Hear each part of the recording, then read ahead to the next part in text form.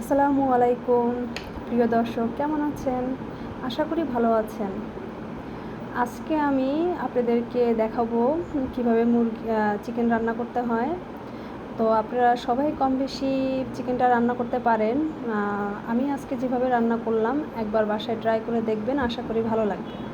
তো চিকেনটা রান্না করতে প্রথমে আমি যা করলাম, একটা প্যানে পরিমাণ মতো তেল দিলাম, তারপরে 2টি মিডিয়াম সাইজের পেঁয়াজ কুচি করে নিয়ে সেটা দিলাম। তারপর তার ভিতরে আমি এক চামচের থেকে একটু বেশি আদা দিলাম, আদা বাটা। রসুন বাটা দিলাম 1.5 চামচ, দিয়ে একটু নাড়াচাড়া করলাম। এলাচ দিলাম 2 টুকরো, দারুচিনি দিলাম 3 টুকরো।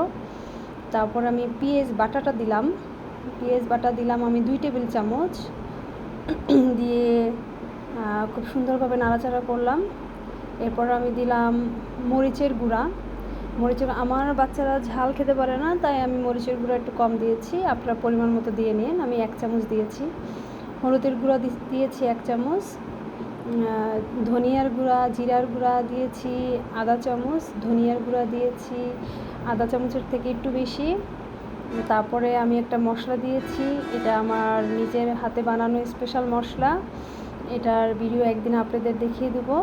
এটা আমি গরুর মাংস, মুরগির মাংস, যে কোনো মাংস রান্না, খিচুড়িতে দেই, টেস্টটা ভালো আসে।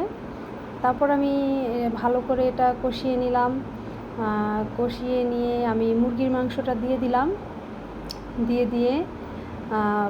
ভালো করে এটা নাড়াচাড়া করলাম।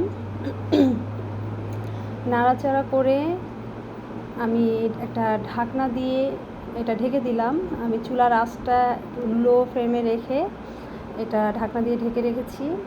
আমি লবণ দিতে ভুলে গিয়েছিলাম, তো আপনারা লবণটা পেঁয়াজের সাথে দিয়ে দিবেন। তারপর আমি আবার একটু নাড়াচাড়া করলাম।